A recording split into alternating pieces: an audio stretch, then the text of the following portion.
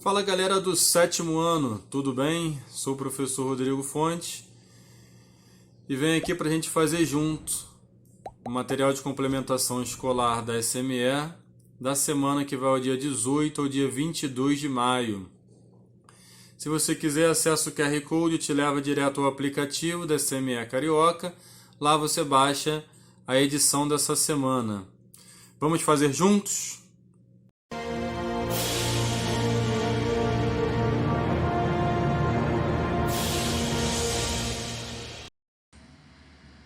Bom, pessoal, vamos lá.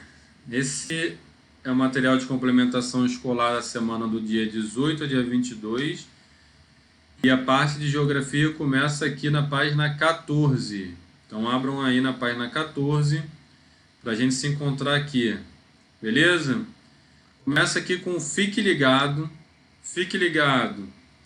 É um texto que vocês vão ler com calma, que vai narrar a história do regime de trabalho dos indígenas ao longo da formação territorial e da população do Brasil, certo? Então, vocês vão ver aí os tipos, né, de regime de trabalho que a legislação da época previa, quando isso acabou, modificou, certo? Vocês vão ver a forma injusta que os índios do território brasileiro eram tratados, certo? Dá uma olhada aí, vocês vão chegar a essa conclusão. Beleza? Aí desce aqui, continua lendo aqui, você vai ter mais informações. Diz assim: antes da chegada dos colonizadores portugueses, no ano de 1500, as terras que dariam origem ao nosso país possuíam milhões de etnias com culturas e organizações sociais distintas. Ao chegar aqui, os europeus denominaram esses povos de índios, mas eram muitas as diferenças entre essas pessoas. Apenas no Rio de Janeiro tínhamos a presença marcante dos tupinambás, também chamados pelos portugueses de tamoios. Tá? Então, os nossos índios, né, assim chamados pelos portugueses, eram diferentes etnias, ou seja, diferentes populações com culturas e organizações distintas entre elas. Tá? A atividade 1 vai se relacionar com os textos aí de cima, sobre essas relações de trabalhos cruéis, né, que escravizavam os nossos grupos indígenas. Ok? Então leia aí a questão 1. O que pede para ser feita nela? Muitos grupos indígenas também foram escravizados pelos portugueses, ou seja, transformados em mercadoria para trabalho forçado. Cite os nomes das formas que os colonizadores usavam para obrigar os indígenas ao trabalho. Dá uma lida lá no primeiro texto, você vai achar essa resposta. A 2.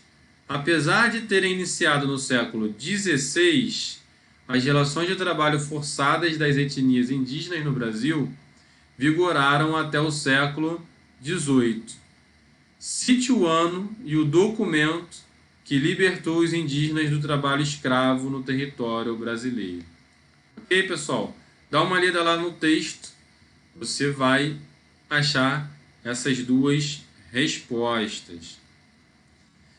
Na página 15, se você apontar aqui o seu leitor de QR Code ou acessar esse link, vai abrir um vídeo da ONU mostrando a educação indígena no município de Maricá, na região metropolitana do Rio de Janeiro. Certo? Então, se você quiser dar uma olhada lá, bastante interessante, abre lá o vídeo da ONU, você vai ver como é que é a educação indígena, lá em Maricá, que fica ali perto de Niterói e São Gonçalo. Beleza? E pertinho da gente. E a gente passa então aqui para o Interpretando Imagens, que vai mostrar uma outra relação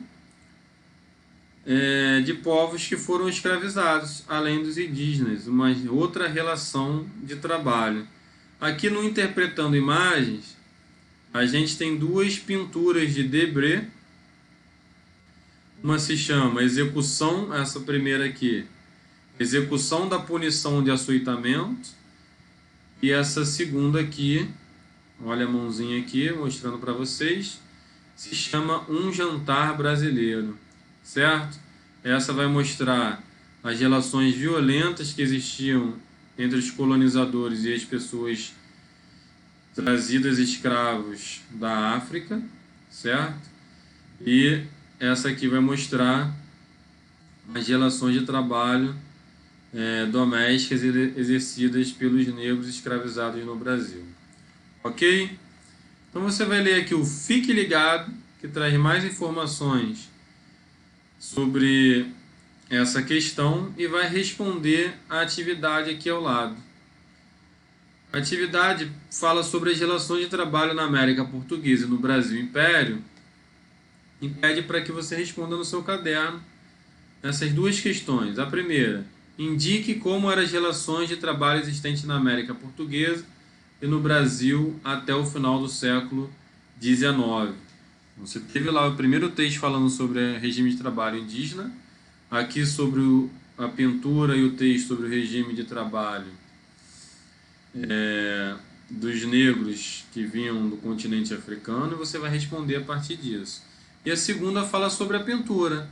A partir da leitura e a interpretação das imagens de Debré, aponte como eram as relações de trabalho entre os negros e brancos no Brasil. Beleza, gente? Então vamos então para a página 16, que continua falando, aqui fala nesse texto, processo de colonização e formação territorial do Brasil, marcado pelas relações sociais de trabalho, mas também a gente entra agora na parte da natureza, certo? A natureza aqui do território brasileiro nunca tinha sido vista antes pelos europeus. Completamente diferente do que eles conheciam de relevo, vegetação e clima que tinha na Europa, certo? Então, a partir do momento que eles chegam, começam a fazer pesquisas, né, para explorar, né, com esse intuito de exploração também da nossa natureza, ok? Então, aqui tem uma pintura, índios da Amazônia adorando o Deus Sol, certo? Retrata um pouco dessa questão naturalista das relações sociedade e natureza, né? Relações indígenas com a natureza no Brasil. E aqui também faz um paralelo, certo? Para refletir, você vai ler esse quadrinho aqui, que vai dizer, conhecendo um pouco mais do passado no nosso país, das suas relações de trabalho e da própria condição natural, como você acha que era antes da chegada e do estabelecimento dos colonizadores? Como é que era antes da chegada dos europeus e dos portugueses aqui no nosso território? Essas relações de trabalho e a própria condição de natureza, né? A condição natural no nosso território. Lembrando que aqui viviam, né, essas etnias, né, esses povos indígenas, e depois, né, só a partir de 1500 que chegam os europeus através dos portugueses. E a segunda pergunta, para você refletir, o que mais se modificou de lá para cá, daquela época para cá? Nas pinturas de Biard, de Debré, ou seja, as pinturas lá sobre o regime de trabalho da população escravizada, e essa pintura aqui que retrata as condições naturais, as relações entre a natureza e os índios da época, essas pinturas dão algumas pistas para vocês responder essas questões?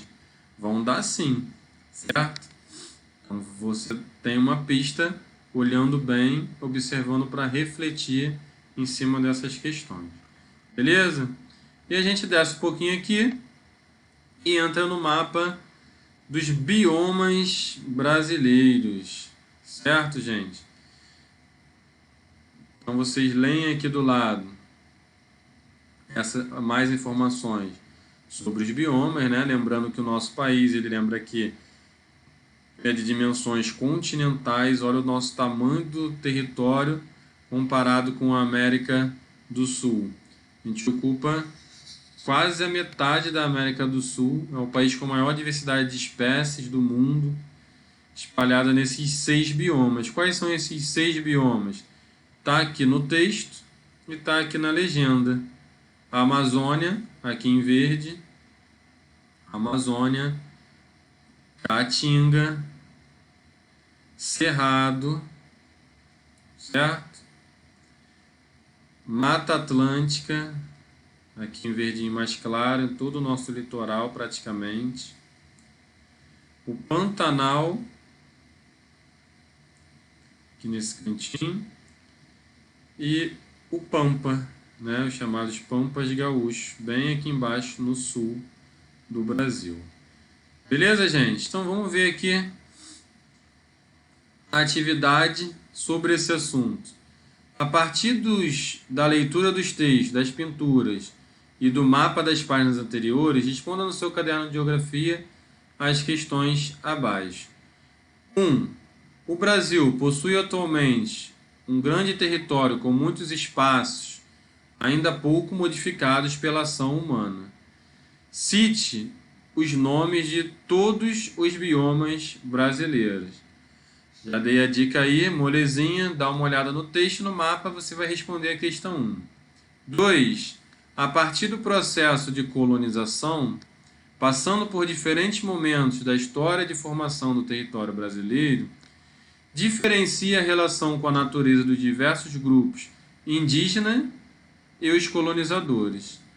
Então você vai pensar um pouquinho qual era a diferença da relação que os índios tinham com a natureza e a relação que os colonizadores europeus, né, os portugueses, tinham com a natureza que eles encontraram aqui. Só você lembrar um pouco da pintura lá que você viu acima, pensar dessa relação que até hoje os índios têm com a natureza e a relação que os colonizadores tiveram, lembrando, por exemplo, que o pau-brasil, que foi uma primeira exploração do nosso território, e do que a população em geral até hoje trata, de que forma esse ambiente natural. Por último, você sabia? Traz esse texto aqui que conta para vocês explicando o que são os rios voadores. Já ouviram falar nisso? Os rios voadores? Dá uma lida então aí que você vai entender, né, que a floresta amazônica tem um papel importante no que a gente chama de evapotranspiração, na relação da água evaporada, né, sugada ali praticamente da umidade que está no mar, que passa pela Amazônia e que vai chegar até cidades como Rio de Janeiro e São Paulo, aqui no sudeste do Brasil, certo? Vai passando, descendo o Brasil e chega até a nossa região aqui. Olha só, esse esquema aqui ao lado mostra justamente esse caminho e essas nuvens de água, cheias de água ali, vão passar por aqui e vão causar chuvas na região centro-oeste, chegando na região sudeste do Brasil. Certo, gente? Então, a última atividade, que está aqui na página 17, essa ao lado aqui da figura, fala o seguinte: a partir da leitura do texto acima, indique pelo menos 2 vantagens para os estados do Rio de Janeiro e de São Paulo em relação à preservação da floresta amazônica. Então você vai ler lá e você vai dizer, vai refletir sobre isso, que vantagens tem para estados como Rio de Janeiro e São Paulo, que estão aqui embaixo no nosso mapa, né, nosso território, em preservar a Amazônia. Rios voadores é uma dessas questões, certo? E vai estar relacionado a isso, a resposta dessa atividade. Beleza, pessoal? Então a gente encerra a parte de geografia do material de complementação escolar da semana do dia 18 a 22 de maio aqui. É isso, galera. Espero que vocês tenham gostado. acompanha aí o canal para a gente fazer junto as atividades das próximas edições. Abraço e saudações geográficas.